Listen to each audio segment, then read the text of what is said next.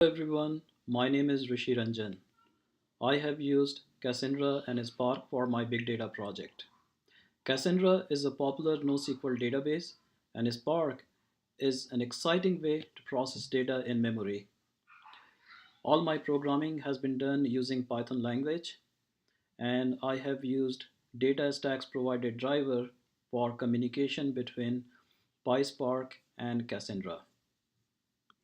The big data problem I'm trying to solve is how to analyze crime incidents occurring in the Montgomery County. To get started with my project, first I have to download the Montgomery crime dataset. For this, I go to the Montgomery County's website, and from there I download the file on my VM. The file size is 39 meg and it is of CSV format. So let's go to my VM and look at the file.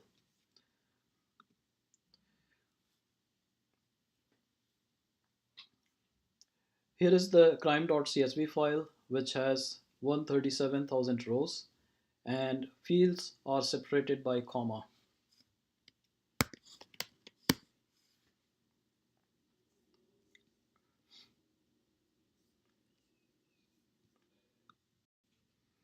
Let me share with you environment overview for my project.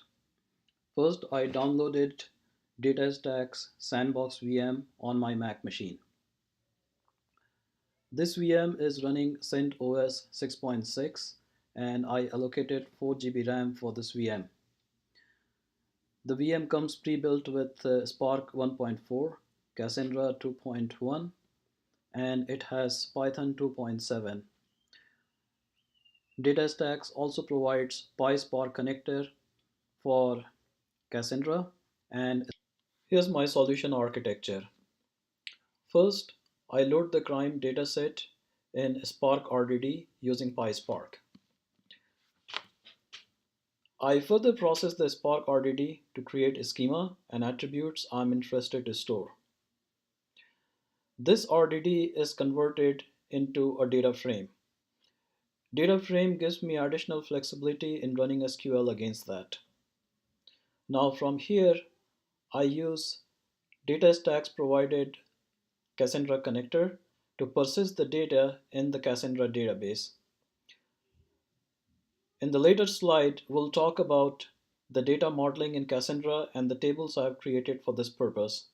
But for now, in the solution architecture, let's say that we have stored the data in the database. Now further in my Python program, I aggregate the raw data which I have stored in Cassandra database. From this raw data, I create different summary tables. And in those summary tables, I store number of crime incidents across the cities, and I also find out the different types of crime incidents and their occurrence over a period of time. Cassandra has a great utility to create output CSV files, and from the Cassandra database, I create output CSV files. These CSV files are fed to D3, which is a visualization tool for generating output graphics.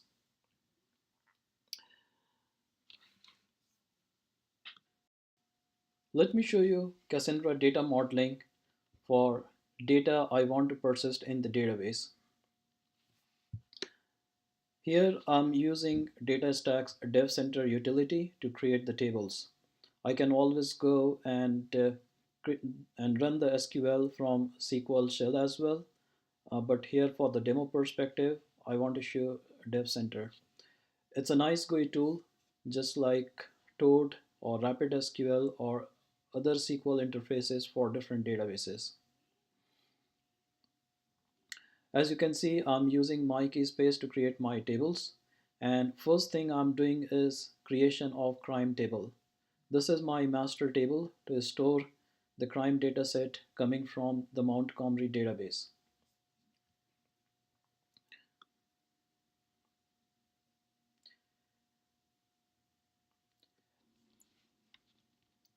As I explained in my logical architecture, the first thing I'm doing is loading the crime data into Spark RDD. As the file is comma separated, I'm doing a split in comma to capture different fields in the file.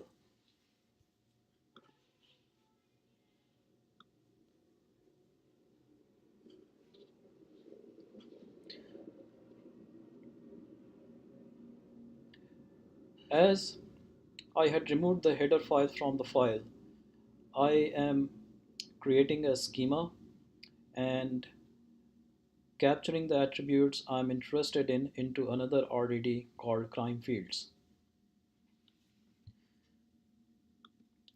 Now it becomes easy to convert this RDD into a data frame.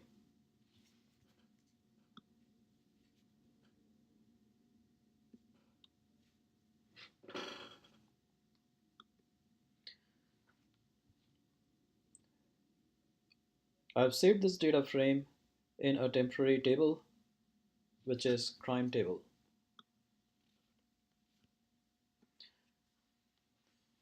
Creation of data frame gives me flexibility to run SQL statements against that.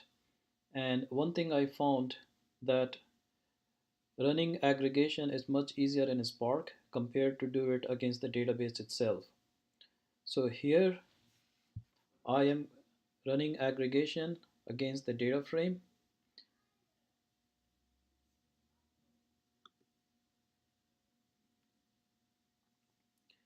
and creating two outputs, one for summary of incidents across the cities and other is summary of different kind of incidents happening in the Montgomery city.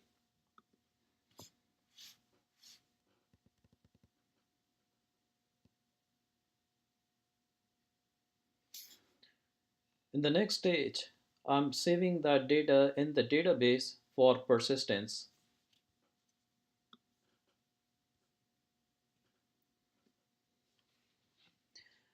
Here you can see I'm using the Spark connector for Cassandra for storing it in the database. I have repeated the same step for my summary tables as well.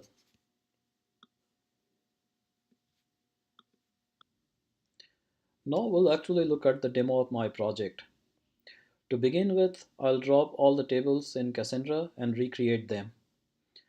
Then we'll run our PySpark job, which will process the data in Spark and save it in Cassandra for persistence.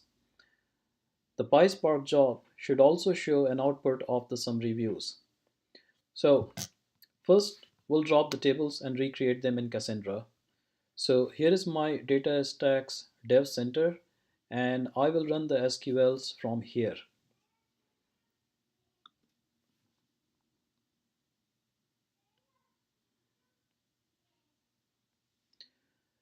As you can see, the SQL statements are running and I'll wait for completion. Here it is.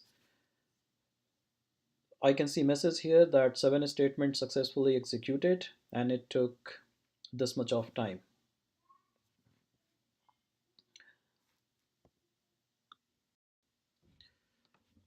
So far I have dropped the Cassandra tables and recreated them. In the next step, I will run my PySpark job. So the crime data set gets loaded into RDD, gets processed, and finally saved into the Cassandra database for persistence.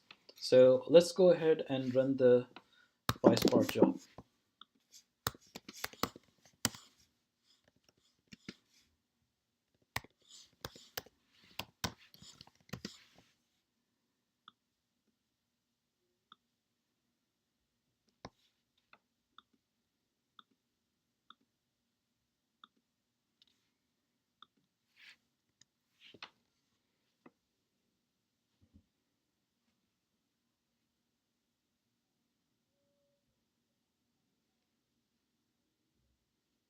So now I've kicked off the PySpark job, and this will start Spark session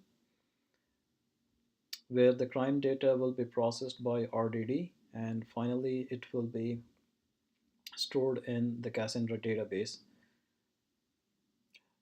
As I explained before, in between it's going to create data frames, and I expect the output of that data frame will be shown at the end of the program. It takes a few minutes for Spark to start and process all the data.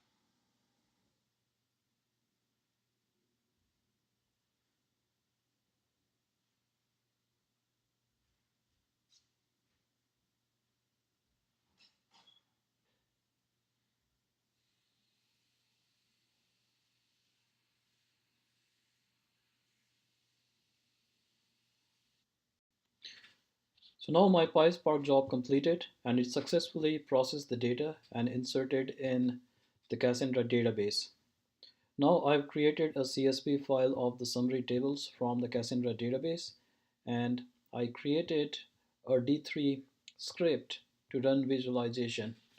So I click on city summary here, and it gives me a pie chart which shows the distribution of incidents across the cities.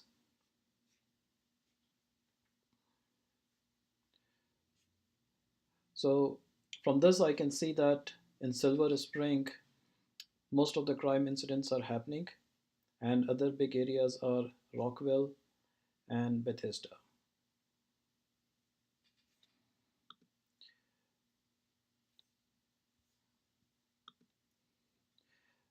Let's take a look at incident summary. So we see that there are so many different kind of crime incidents are happening in the county, and this pie chart gives a distribution of all the events.